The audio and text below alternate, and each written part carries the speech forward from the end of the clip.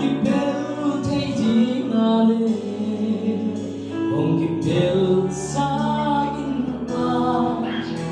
ahi zong nam tek bang hi zo ta he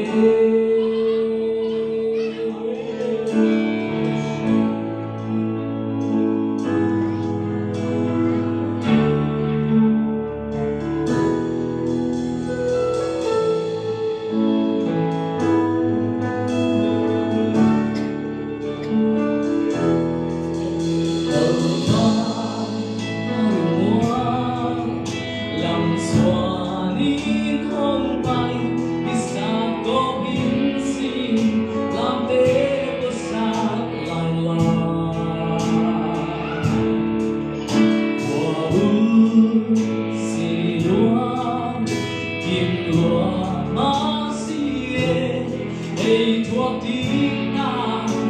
thuộc cái dân về mùa ta đang ta trên đi công uy tuổi ta bên kia xịt tuổi kia to kia chỉ có cái khai niềm